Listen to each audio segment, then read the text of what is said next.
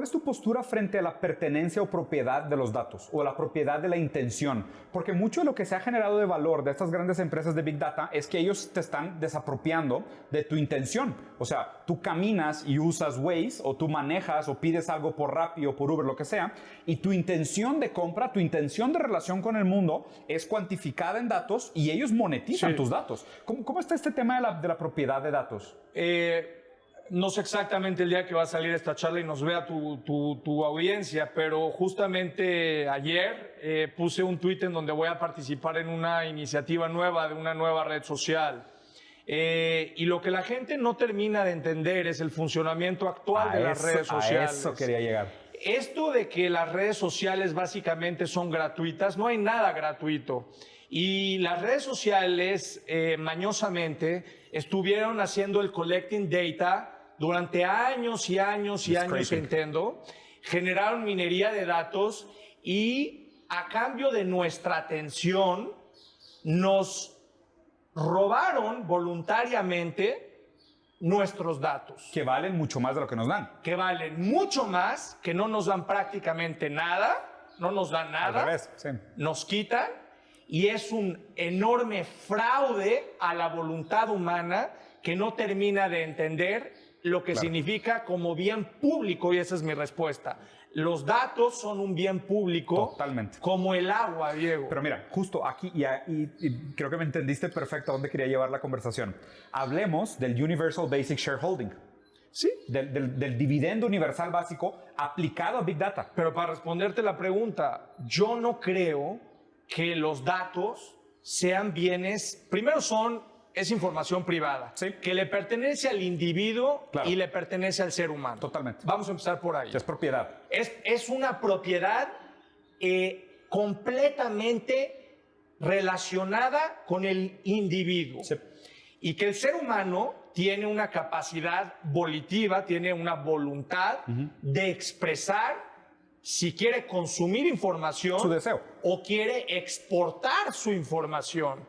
Y de entrada entramos en un proceso deontológico, en un proceso en donde el ser humano tiene que decidir qué hace con su información.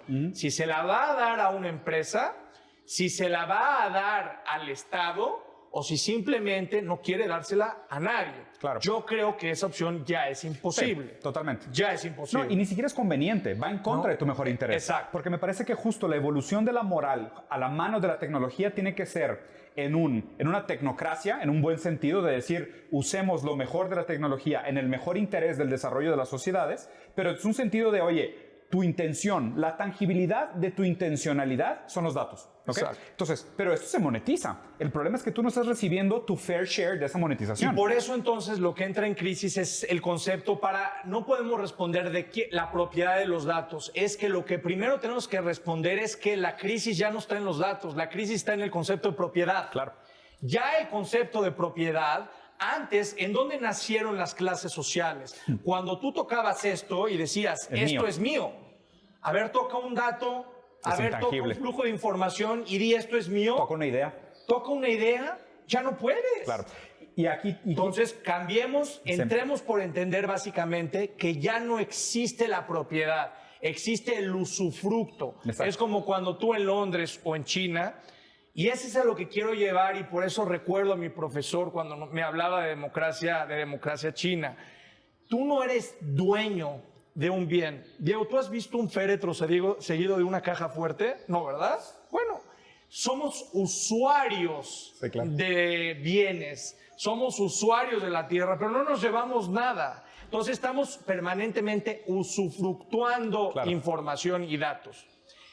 Partiendo de ahí te puedo contestar que yo no soy partidario de que las empresas privadas monopolicen la información. Totalmente. Sí que tengan bancos de datos que puedan monetizar, pero el Estado es fundamental en la regulación de qué haces no con la propiedad, sino con la aplicación de esos datos. No, totalmente. Porque, a ver, o sea, el sistema es lo que el sistema hace, ¿no? Desde este punto de vista de la mecánica. Y lo interesante es que si tú analizaras ¿para qué sirve una red social como Facebook?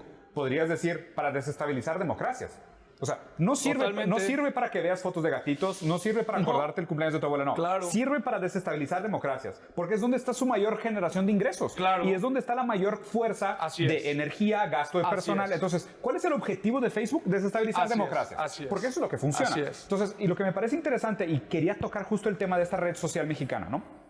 Primer punto, la gente que critica hagamos una red social, pues que no se supone que en un libre mercado debería existir la competencia y es la manera de retar a estos monopolios es empezando son más pequeños. Conservadores que no sé quién. Bueno, ese comentario es reaccionario. No, o sea, haz de cuenta que me estás hablando en el siglo XVI, en la Inquisición. De no lo intentes. O sea, los jóvenes emprendedores poniéndose como personas de, no sé, en el oscurantismo. No, y la proyección malinchista de jamás un mexicano podría hacer una red social para competir contra Facebook. Es que ya la hice. Ese es el segundo punto. Ya la hice. Entonces, primero, reaccionario. Segundo, con un complejo de inferioridad gigantesco. Y tercero es de que, oye, ¿cómo vamos a romper esos monopolios si no empezamos nosotros mismos a administrar nuestros datos? Absolutamente. Ese es el punto. Es imposible. Y me dicen, es que hay otras prioridades en el gobierno. Es que no entienden dónde viene la pandemia. Es que no tiene nada que ver una cosa con la otra. Totalmente. Primero, yo no soy gobierno. Primero, yo soy una persona privada, soy emprendedor. Y no tiene nada de malo en entender una cosa que es una pandemia de salubridad, pero la otra y más grave, que es la pandemia de la información. Claro. Y de la infodemia. Totalmente. Y de la libertad de expresión. Y la desinformación. Sí, completamente de acuerdo. ¿Por qué no podemos competir? Completamente de acuerdo. Y a ver, y lo que pasa es que la gente dice, es que de la noche a la mañana no vas a crear otro Facebook. No es la intención. No es la intención. No, más bien, lo que tiene que entender la gente es, piensa en esto.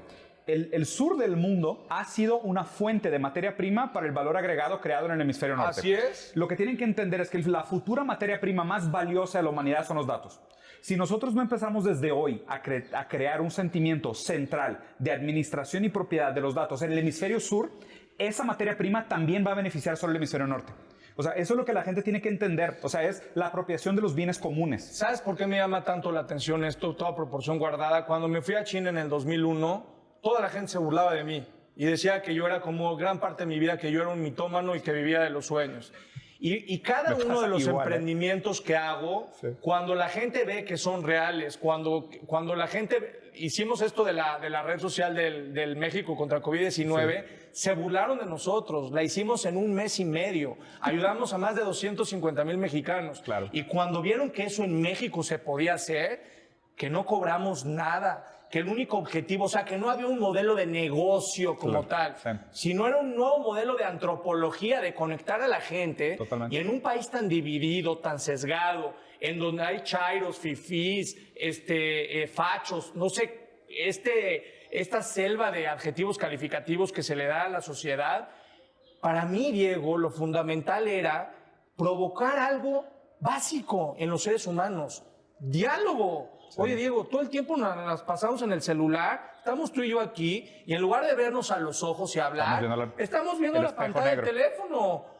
Para mí lo más importante era provocar el diálogo entre la gente. Sí, totalmente. Que la gente volviera a comunicarse y que entendieran que aunque yo pueda ser de derecha, yo pueda ser pro AMLO, yo pueda ser pro Bolsonaro, pueda ser pro Trump o pro Biden, oye, podemos desde la divergencia dialogar, comunicarnos con respeto y construir ideas. Claro. Para mí esa es la dialéctica. Y a ver, completamente de acuerdo. El problema es que hoy la gente está tan sesgada en esta idea de que cualquier cosa que va en contra de mis ideales es radical. Así es. Y prácticamente el centro se volvió reaccionario.